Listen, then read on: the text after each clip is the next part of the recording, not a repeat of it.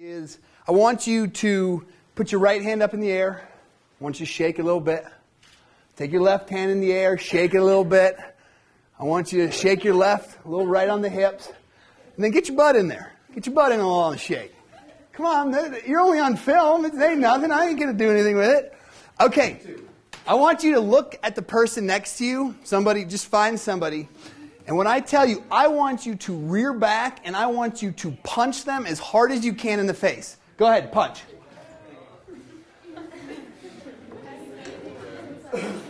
All right, maybe that's a little much for to start. How about take that person and slug them in the shoulder? We don't want to hit them in the face. So just wail them. No, see, like somebody lean into somebody and just grill them one. Did you punch him? Yeah. Okay, everybody have a seat. Raise your hand. Why did you not punch somebody just now?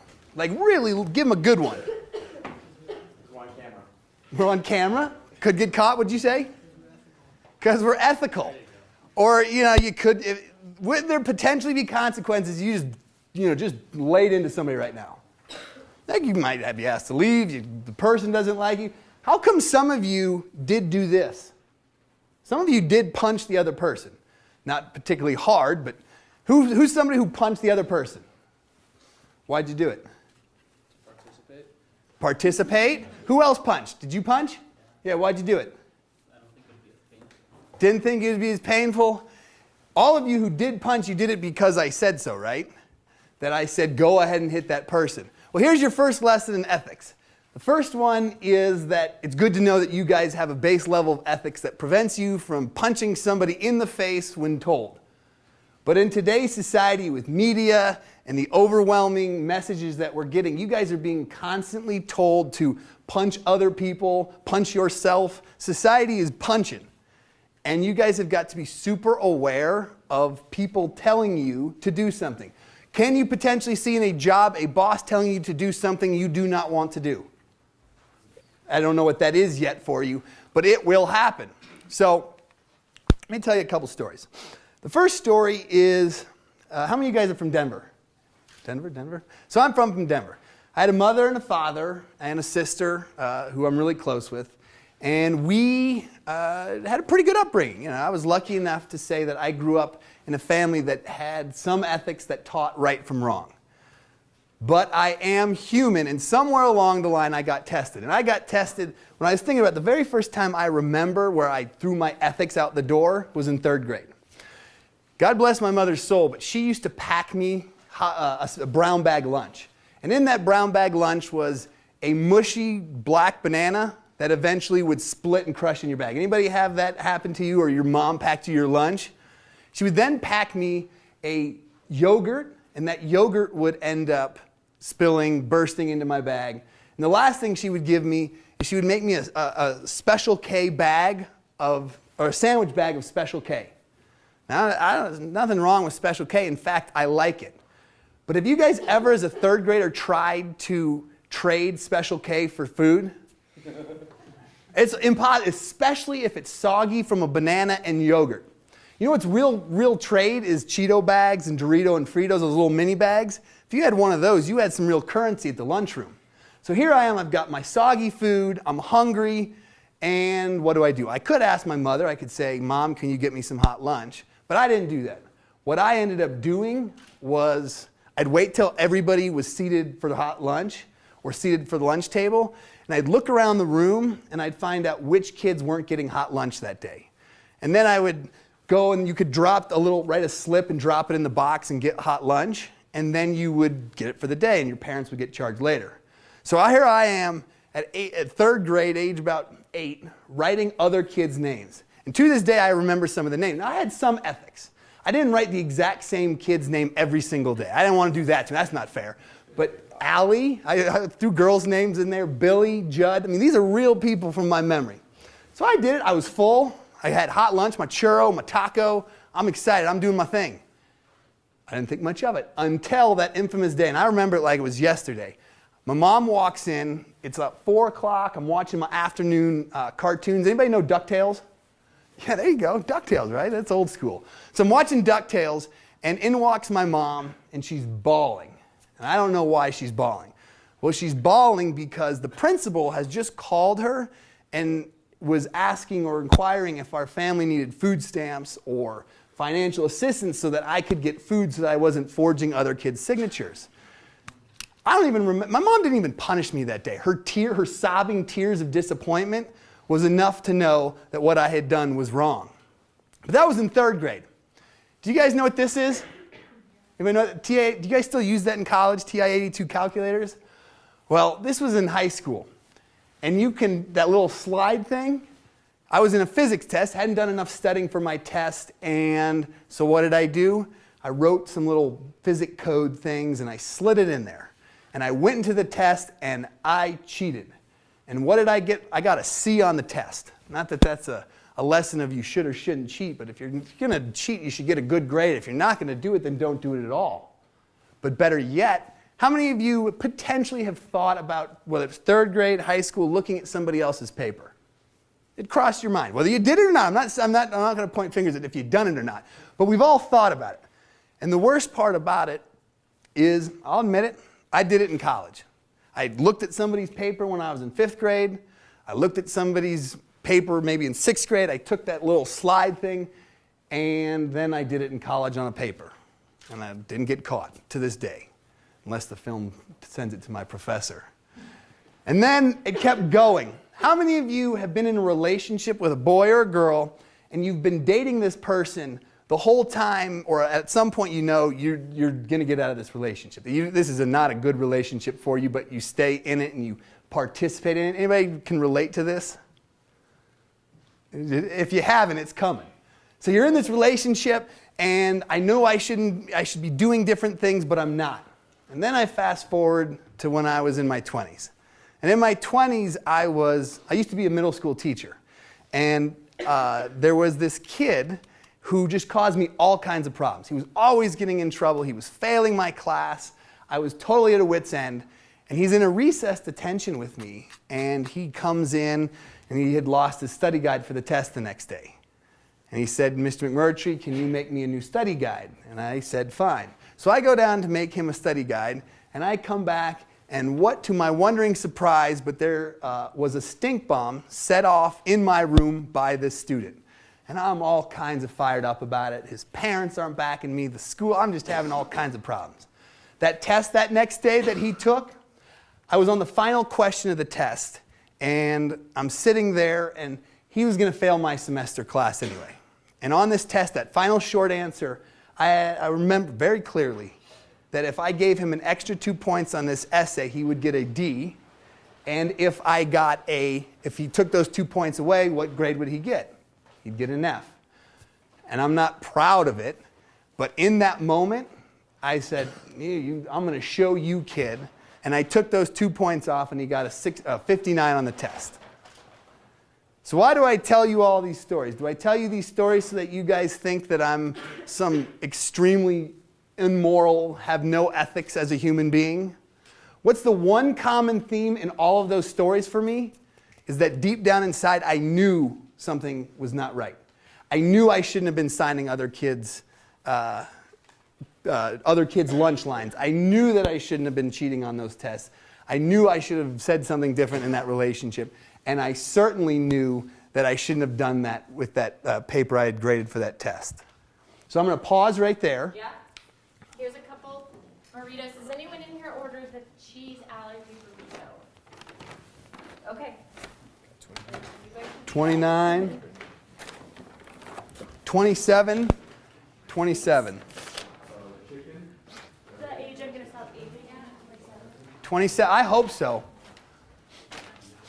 I'll let you pass them out. Does everybody have a burrito? Okay, here we go. We have two pictures up here. The top picture is of a board meeting, a traditional business board meeting where people are making lots of money and making big deals and affecting people's lives. And below it, we have an example of kids eating lunch.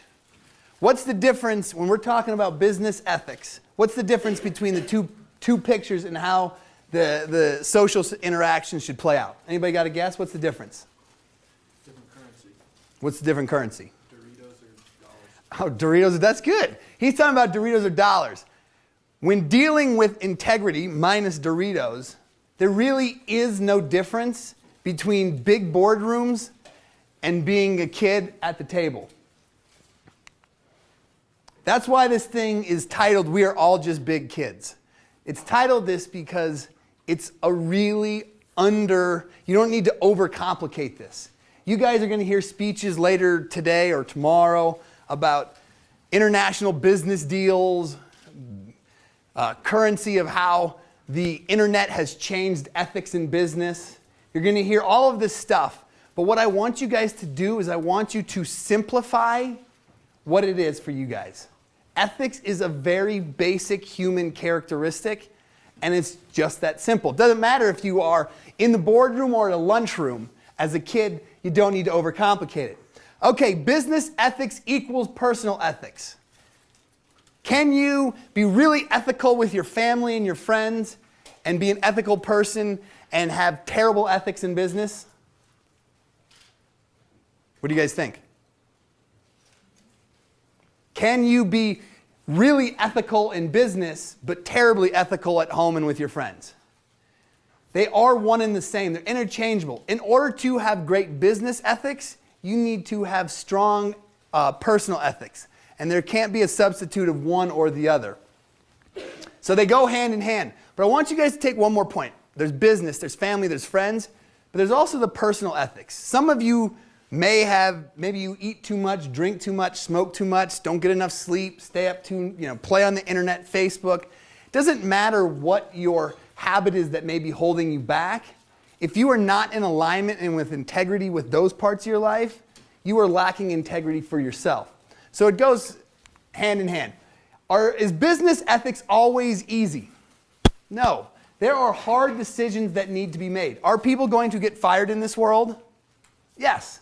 And there is a way in which you can fire somebody that is having an ethical background or backbone. But see this mom is scolding the girl. The girl probably did something that wasn't, she was maybe forging signatures for the hot lunch line. Maybe forging for Chipotle burritos. They didn't have Chipotle when I was a kid. So you have this parent. It's not always easy on how you do it, but you will find a way of what is personally your voice. Okay, ethics is like a muscle. What happens when you use your ethics a lot? Your muscle becomes stronger. It becomes more available for you to pull out at any time when you need it. What happens when you guys don't use your ethics? Think in your own life. When you take that little step down the not so strong ethics, it makes it that much easier to do it again. Just like when I was writing those names for the hot lunch line. Once I did it once, it was easier for me to do it again. So it's like a muscle like anything else. If you work out, it becomes stronger. If you don't work out, you're going to lose some of that strength. So this speech is about a couple things. The first one is don't overcomplicate what business ethics is for you and what it is in the business world. It is pretty basic stuff. It's about being human. But number two, I want to give you guys some tools. And if you have your note paper or your pens and pencils, here's a good time to take down a couple notes. Here's basic level of business ethics. Here's an ethics checklist. What would your mom say? You guys have heard this. Would you be okay if your mother knew that you were in fact doing it? Number two is how would you feel about yourself? Can you guys think of an example? Just raise your hand. I'm not going to call on you. But can you think of a time in your life where you made a decision and you felt terrible about it? We've all done it. And that is a moment when you need to check yourself. A third one, who will be affected? We are not in a void. We are part of a world. We are, and by the way, you guys can also take a shot of that if that's easier. If you want to break out your phones, I got no problem with that.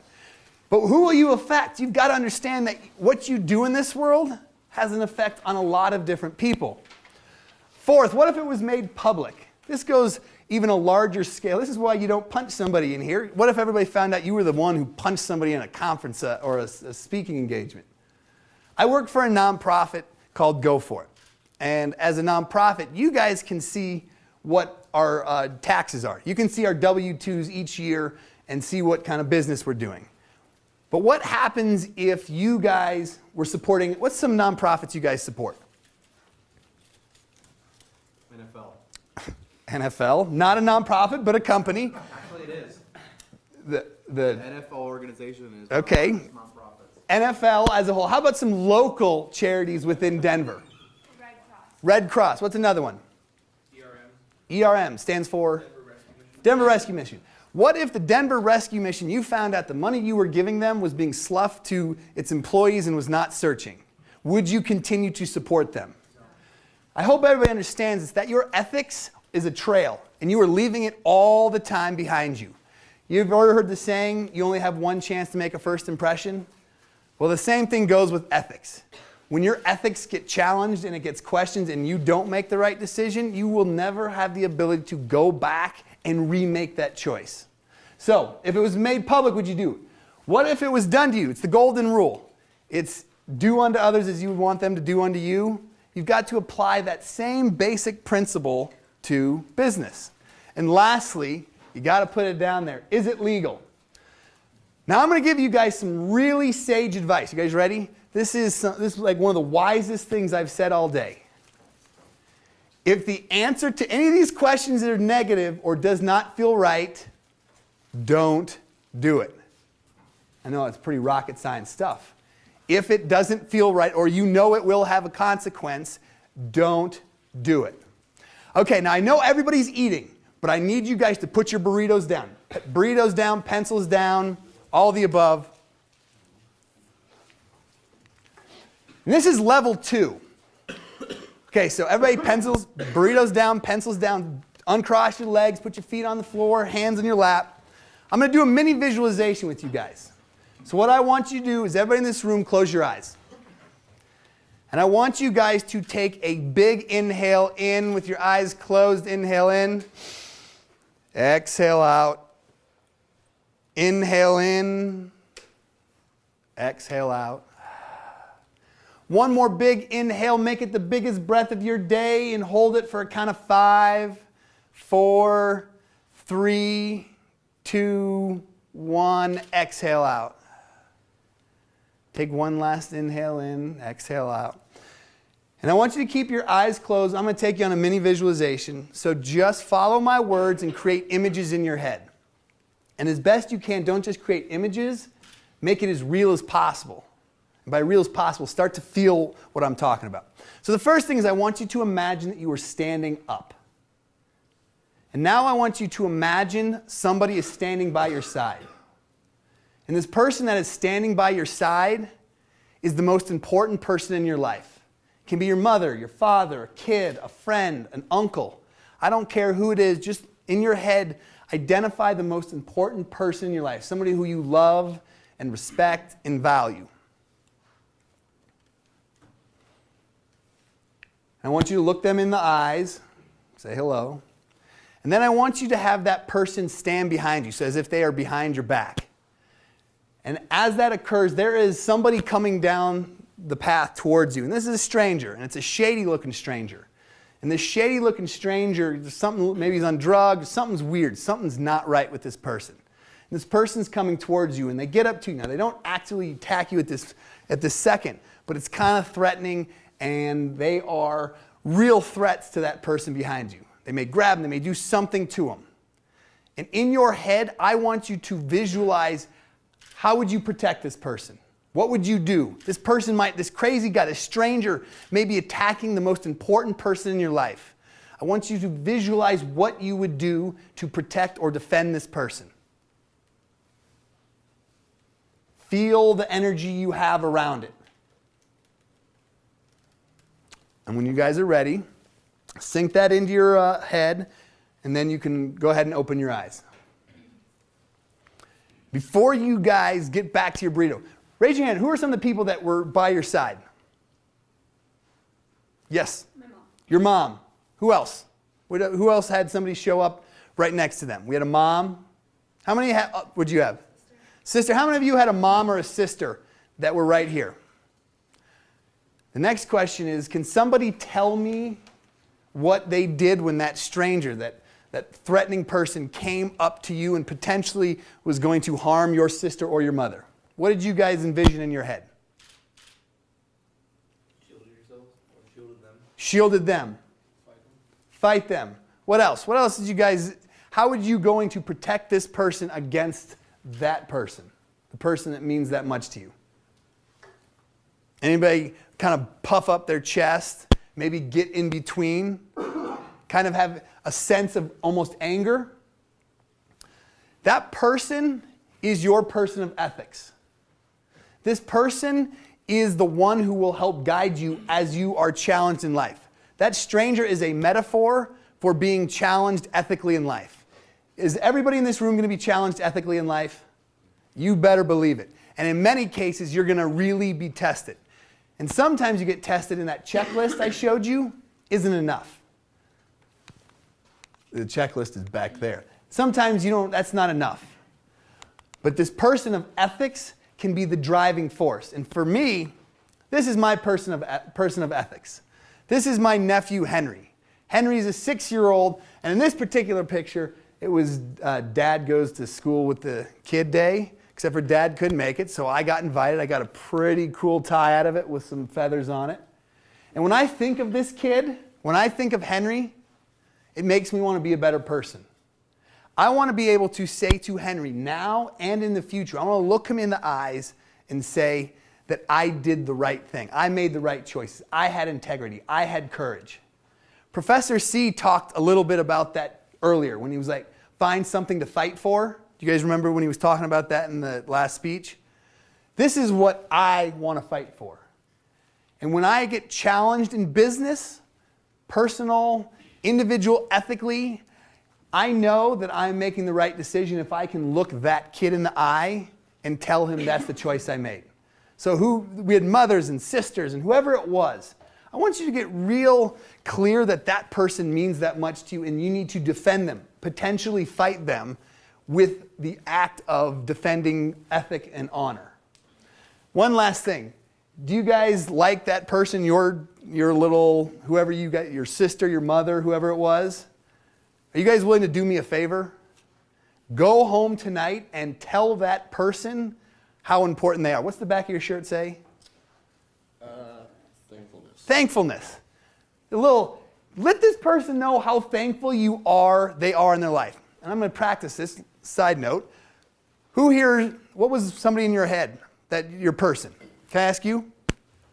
My boyfriend. Your boyfriend. Can you tell me specifically why you are grateful and he's so important to you? He's probably the most influential person in my life. More specific. How so? He always holds me to a higher standard. Hold you to a higher standard. Give me one more reason. He is always supportive.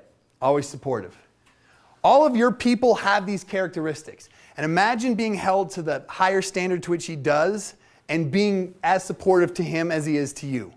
So again, I challenge all of you to go tell that person specifically why. Okay, who do you want to be in advance? You got to decide. This is a third level. This is a higher level order. Anybody here do USTA tennis? Play in a league? Anybody? So, you do? I did. You did. So I used to play, I used to live in South Carolina, and I was on a tennis team.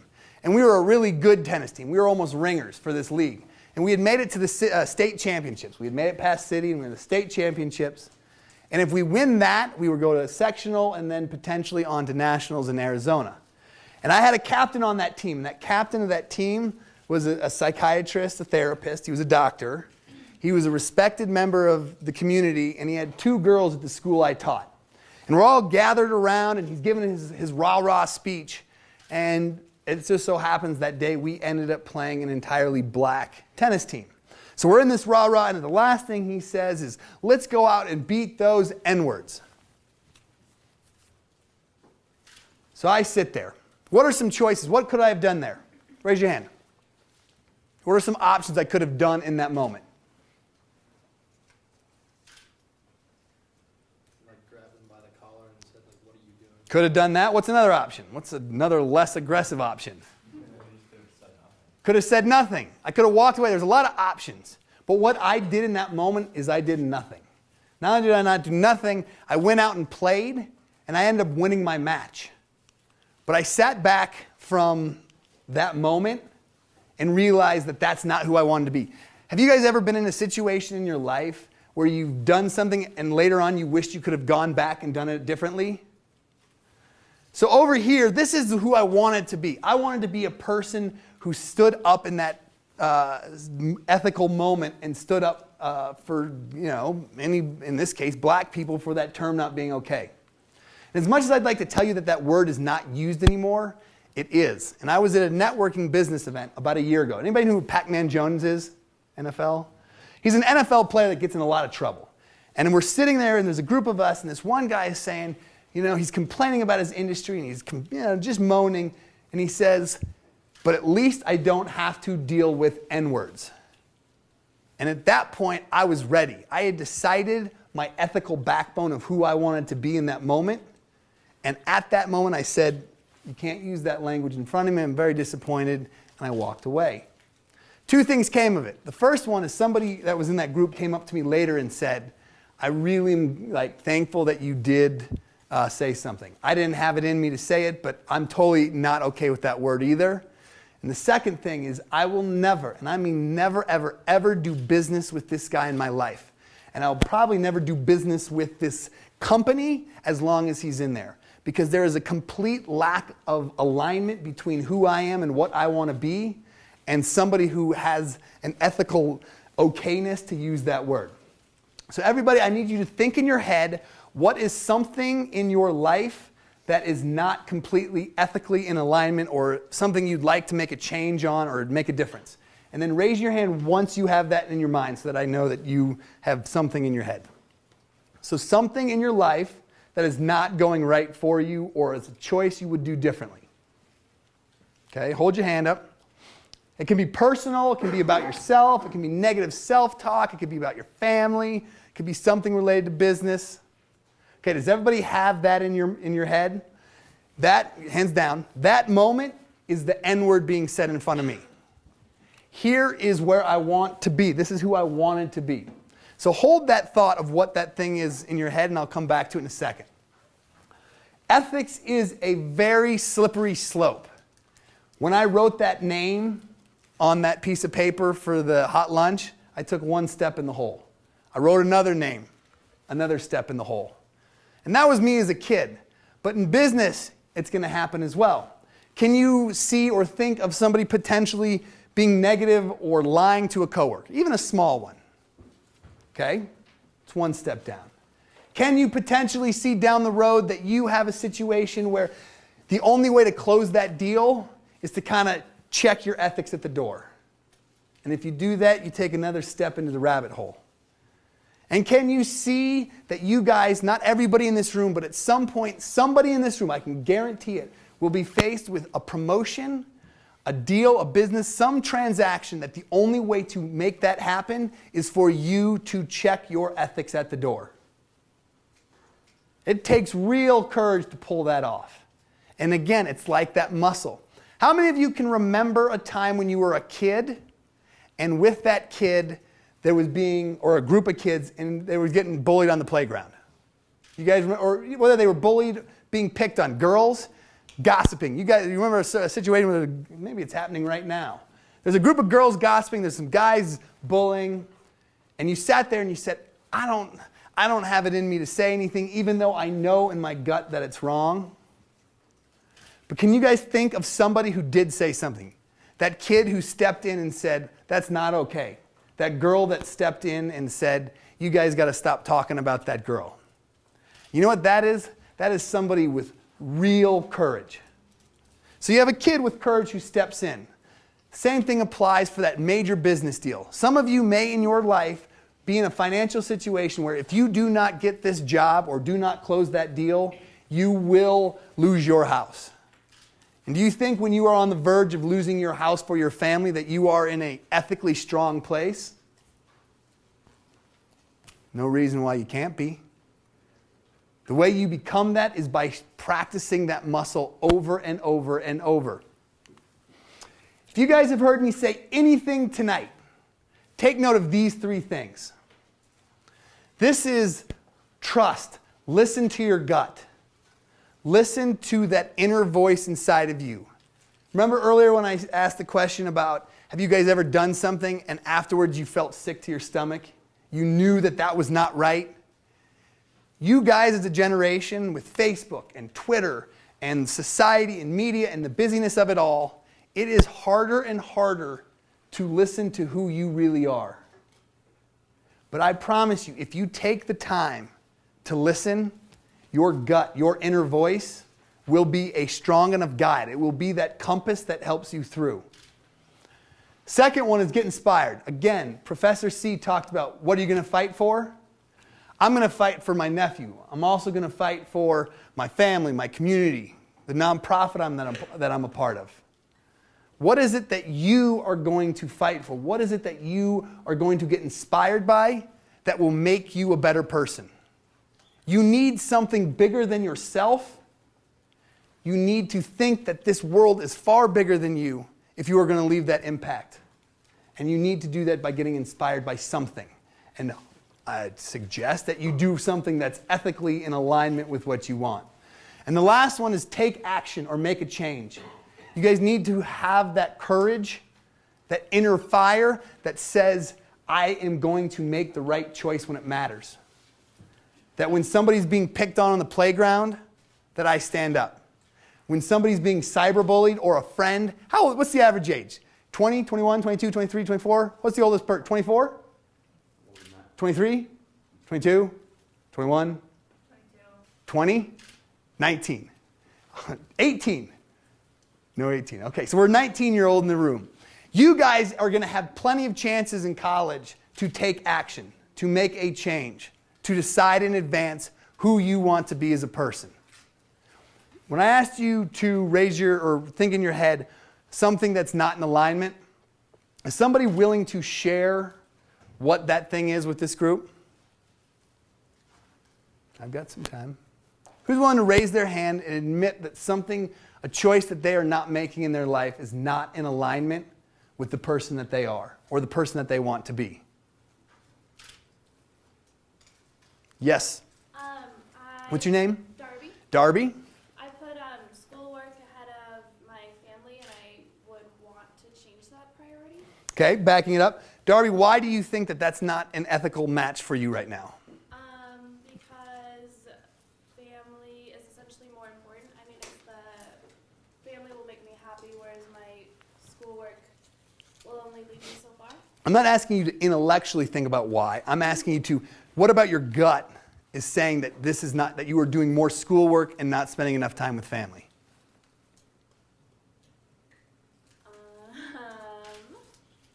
I guess because I miss my family more often, and that's kind of a gut feeling to where oh, I wish I had more time with them. And So your gut is telling you that you are not spending enough time with your family and that school's getting in the way. Okay? And the inspiration for this particular case is you love them. What action can you take? What action can you take that will make this situation in alignment with who you want to be?